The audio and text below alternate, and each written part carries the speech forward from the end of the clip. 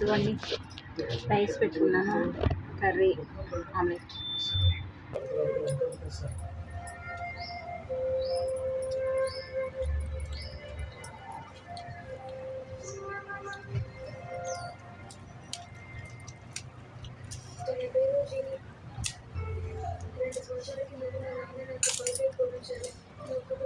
చాలా అంటే చాలా చాలా టేస్ట్గా ఉంది. హాయ్ అండి, నేను యూట్యూబ్ ఛానల్ స్టార్ట్ చేస్తున్నానండి. దయచేసి మీరు మాకు సపోర్ట్ ఇస్తారని నేను కోరుకుంటున్నాను. ఈరోజైతే బెండకాయ పులుసు చేస్తున్నాను. మేము ఇప్పుడు డైలీ వండుకునే కూరలే మేము చూపిస్తాను. కాకపోతే ఏంటంటే ఒక్కొక్కరికి ఒక్కో స్టైల్ ఉంటుంది. అలాగా నా స్టైల్లో నేను వండి చూపిస్తాను. అవి మీకు నచ్చితే లైక్ చేయండి, షేర్ చేయండి, మాలాంటి వాళ్ళకి సపోర్ట్ చేయండి. Okay, thank you. ఫస్ట్ వచ్చి స్టవ్ వెలిగించుకోవడం, అది అందరికీ తెలిసిన విషయమే. స్టవ్ వెలిగించి కుక్కర్ పెట్టుకొని దాంట్లో వచ్చి ఆయిల్ అండి, ఒక 3 టేబుల్ స్పూన్, అదే కూరగరట అంటారు కదా, దాంతో ఒక 3 టేబుల్ స్పూన్ ఆయిల్ వేసుకోండి. ఇది బాగా కాగిన తర్వాత దీంట్లోకి మెంతులండి, మెంతులు వేసుకోవాలి ఫస్ట్. ఎప్పుడైనా ఏదైనా పులుసులు లాంటివి వండుకున్నప్పుడు మనం యాక్చువల్గా మెంతులు వేసుకుంటే చాలా ఎక్స్ట్రా టేస్ట్ అనేది వస్తుంది. దీనివల్లే యాడ్ అవుతుంది మనకి. కాబట్టి మెంతులు కొంతమందికి మెంతులు అంటే ఇష్టం ఉండదు, కానీ మెంతులు కనీసం ఒక 4 మెంతులన్నా వేసుకుంటే దానికి ఏంటంటే ఒక టేస్ట్ అనేది యాడ్ అవుతుంది అన్నమాట. నెక్స్ట్ వచ్చి ఆనియన్స్. ఇదిగోండి ఆనియన్స్, ఒక పెద్ద ఉల్లిపాయ కోసుకొని వేసుకోవాలి. ఇది బాగా వేగనివ్వాలి. బాగా వేగిన తర్వాత ఆనియన్స్ వేసుకొని, ఒక పెద్ద ఉల్లిపాయ అయితే సరిపోతుంది, చిన్న చిన్న పీసెస్ కింద కట్ చేసుకోవాలి.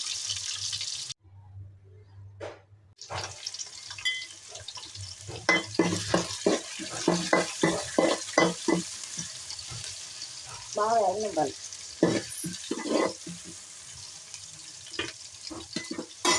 దీంట్లో కావాల్సినవి వచ్చి బెండకాయలు, టమాటాలు. పెద్ద టమాటా నేను తీసుకుని, ఒక పెద్ద టమాటా, ఈ మాత్రం సైజు ఉన్న టమాటా తీసుకున్నాను, పెద్ద టమాటా తీసుకున్నాను. ఒక టమాటా తీసుకున్నాను. మామిడికాయ ముక్కలు మాత్రం ఒక 4 ముక్కలు తీసుకున్నాను. టేస్ట్ అయితే మాత్రం ఎక్సలెంట్గా ఉంటుంది మీరు మామిడికాయ ముక్కలు వేసుకున్నారంటే. ఒకసారి ట్రై చేసి చూడండి, మీకే తెలుస్తుంది. నెక్స్ట్ వచ్చి టమాటా ముక్కలు వేసుకుందాం.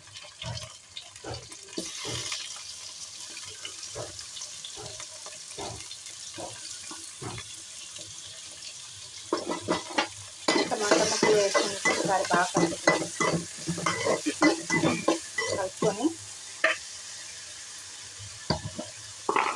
నేనైతే కల్లుప్పు వేసుకుంటానండి. ఇవన్నీ మాత్రం కల్లుప్పు వేసుకుంటాను. నెక్స్ట్ పసుపు, కొంచెం పసుపు, ఈ 2 వేసుకొని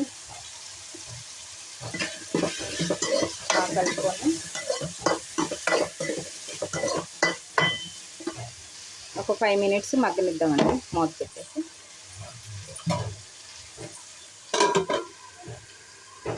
5 మినిట్స్ మగ్గిన తర్వాత అప్పుడు చూపిస్తాం. ఈలోపు మనం చింతపండు నానబెట్టేసుకోవాలండి. ఇదిగోండి ఇంత చింతపండు, ఒక పెద్ద నిమ్మకాయ అంటారు చూసారా, అంత ఇంత నానబెట్టేసుకొని ఈ కొన్ని నీళ్ళల్లో వేసుకొని నానబెట్టేసుకోవాలి.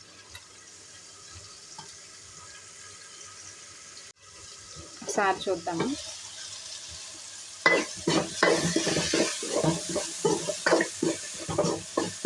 బాగానే మగ్గిపోయింది. బెండకాయ పులుసు ఎవరికి రాదురా బాబు, ఇవి ఎంత రుచిగా చెప్పేస్తుంది అని అనుకోవద్దు. బెండకాయ పులుసు అందరికీ వచ్చు, కానీ ఒక్కొక్కరిది ఒక్కో స్టైల్లో ఉంటుంది. చెప్పాను కదా, ఆ స్టైల్ అనేది ఒక్కొక్కరిది ఒక్కో స్టైల్, ఒక్కొక్కరు ఒక్కొక్కలా వండుకుంటారు అంతే. ఇంకంటే ఇది నా స్టైల్లో చూడండి. ఇవన్నీ బెండకాయలు వేసేస్తున్నాను.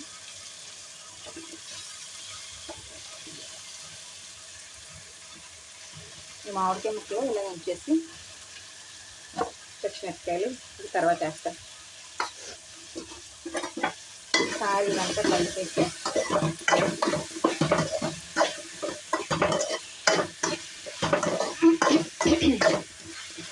ఇంకా పెట్టండి, ఇలా తెచ్చిపోతుంది తెచ్చిపెట్టి ఒకసారి చూద్దామండి ఎంత మగ్గిందో.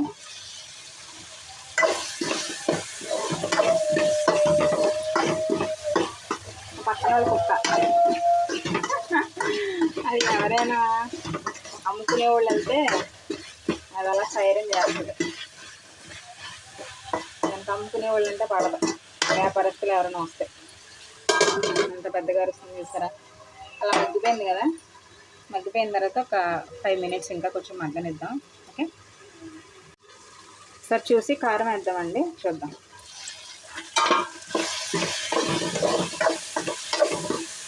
చూస్తారు కదా ఆయిల్ అంతా ఇలా బయటకు వస్తుంది కదా, అలాంటప్పుడు కొంచెం కారం వేసుకుంటే సరిపోతుంది. స్పూన్ వేస్తున్నానండి, ఇది మసాలా కారం, పెద్ద కారం ఏమి ఉండదు. కరెక్ట్గా ఇలాంటి స్పూన్ అయితే ఒక స్పూన్ వేయండి, లేదంటే మామూలు స్పూన్లు ఉంటాయి కదా, అలాగైతే ఒక 2 స్పూన్స్ వేసుకోండి. ఓకేనండి.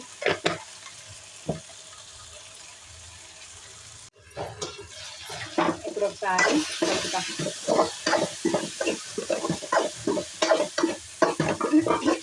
కలిపేసి ఇందులోని డైరెక్ట్గా పులుసు వేయకుండా వాటర్ పోతాం ఫస్ట్.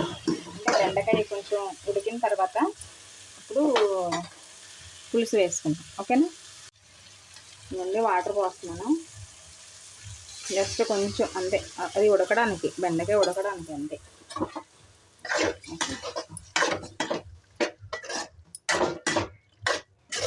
ఇందులో పచ్చిమిరపకాయ పడిపోయింది, అయ్యో అయ్యో బెండకాయలతో పాటు కలిసిపోయింది, నేను చూసుకోలేదు. Okay okay. ఇంకేంటండి విశేషాలు. బాగా చేసుకున్నారా వినాయక చవితి అందరూ? మా ఇంట్లో 5 రోజులు పెట్టుకున్నాం, చిన్న లడ్డు చేసుకొని పెట్టుకున్నాం, నిమజ్జనం కూడా చేసేసాం. మీరు ఎలా చేసుకున్నారు పండగ కామెంట్స్లో చెప్పండి. ఇప్పుడు ఒక 5 minutes మీడియంలో పెట్టి ఉడకబెట్టిన తర్వాత అప్పుడు పులుసు వేసుకుందాం. ఓకేనా. ఇప్పుడు ఉడుకుతుంది కదండి, ఈ ఉడుకుతున్నప్పుడు మామిడికాయ ముక్కలు వేసేస్తున్నాను. అంటే మామిడికాయ ముక్కలు ఉడకాలి కదా.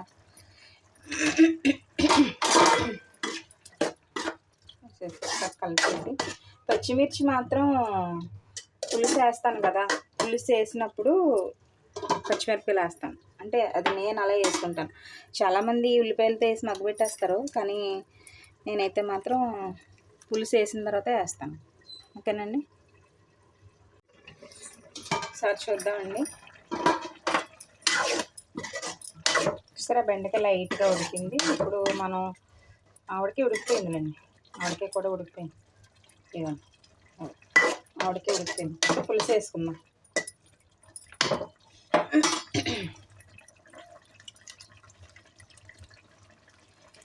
పులుసు వేసుకొని అప్పుడు పచ్చిమిరపకాయలు వేసుకోవచ్చు.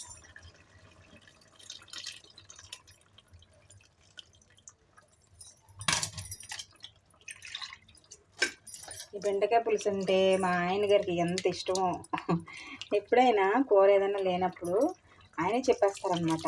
4 మెంతులు వేసి, ఒక ఉల్లిపాయ వేసి, ఓ 2 బెండకాయలు వేసి పులుసు పెట్టే సుజీ అంటారు. ఆయనే చెప్పేస్తారు, ఎలా వండాలో కూడా ఆయనే చెప్పేస్తారు. ఇంక ఉప్పు కారం అయ్యి కాదు, ఓన్లీ కొన్ని మెంతులు వేసుకొని, కొన్ని మెంతులు వేసేసి, ఒక ఉల్లిపాయ కోసేసి, 2 బెండకాయలు వేసి పులుసు పెట్టు అని అంటారు. అది బెండకాయ పులుసు అంటే అంత ఇష్టం మా ఆయన గారికి. చాలామంది పులుసులు ఇష్టపడే వాళ్ళు ఉంటారండి, నాకు తెలిసింది. ఎందుకంటే నోటికి సవ్వాదిగా వెళ్ళిపోద్ది. అందులో మన వెస్ట్ ఈస్ట్ చాలామందికి ఇష్టం.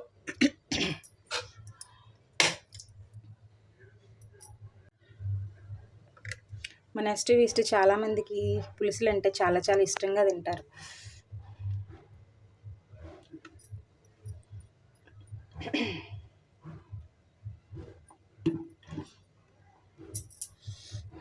చూస్తారు కదా, ఇలా వేసేసుకొని ఇప్పుడు పచ్చిమిర్చి వేసుకుందాం. ఇందాక ఒక పచ్చిమిరపకాయ వేసాను కదా, ఇప్పుడు ఒక 4 పచ్చిమిరపకాయలు అనమాట వేసేసి జస్ట్ కొంచెంసేపు మూత పెట్టేసి ఉడకబెడతాం. ఓకేనా? ఇప్పుడు ఒకసారి మూత తీసి చూద్దాం. ఓకే, పర్ఫెక్ట్గా రెడీ అయిపోయింది. బెండకాయ చూస్తారు ఎలా ఉడికిపోయిందో. రెడీ అయిపోయింది పులుసు. దీంట్లో ఉప్పు అది చూసుకొని కరెక్ట్గా ఉప్పు సరిపోయిందా లేదా అనేది చూసుకోవాలి. మనం కొత్తిమీర వేసేస్తాము.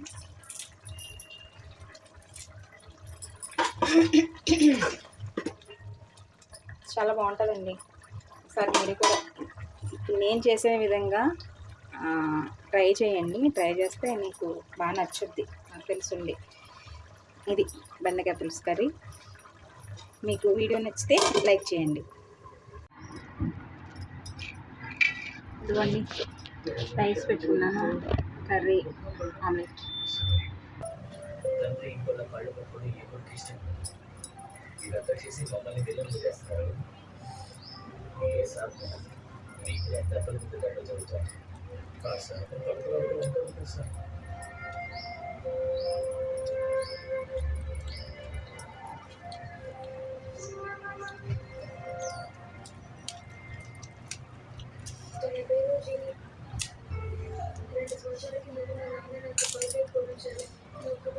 చాలా అంటే చాలా చాలా టేస్ట్గా ఉంది.